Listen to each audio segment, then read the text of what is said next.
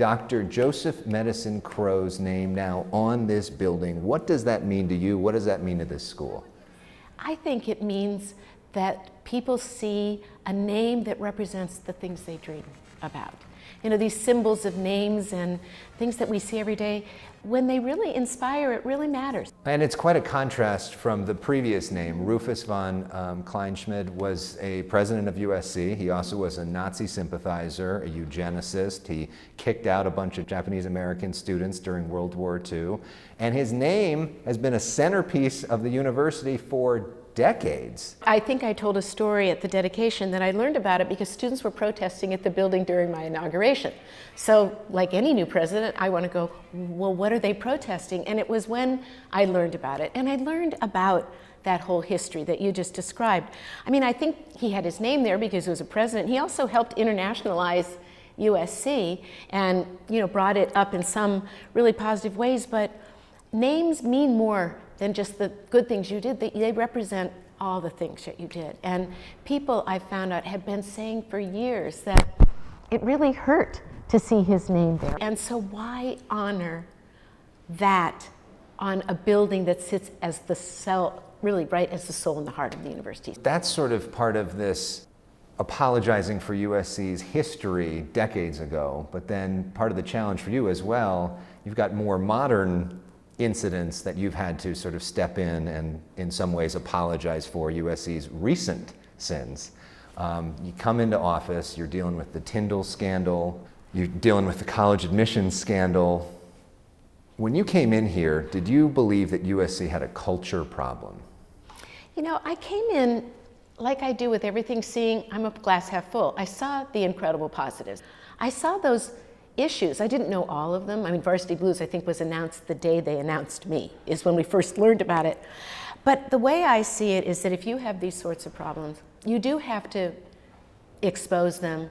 You have to talk about the history. You need to look for the legacy. But your most important job is making sure that you use it to learn and do positive things going forward. With these other issues, we had to solve those legacy issues and put in the guardrails, the professional management, the HR practices that really were not, if they were there, they were failing.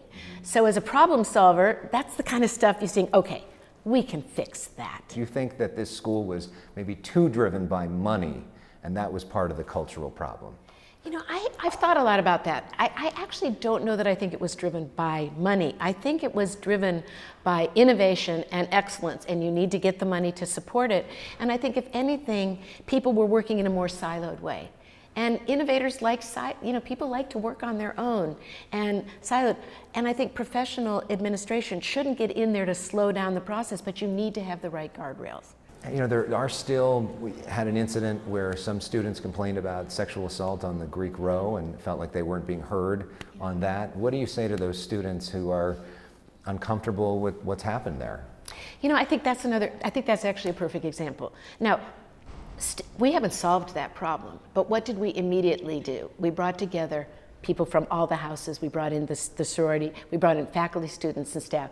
They worked all through December to come up with a community agreed upon set of processes that would be necessary to improve safety and also allow students to come back. And some of the houses have not opened, and I don't know when they will until we could feel confident that they're following the rules. But again, I think it's about bringing people to be part of the process.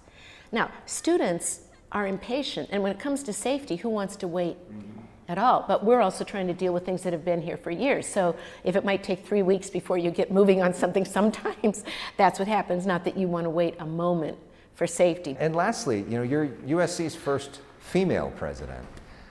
How are female leaders different? The sort of arc of my life was that I was always kind of the only one. When I went into the sciences, I was in a graduate group with 15 men and me. I go to the school, I'm in all these roles.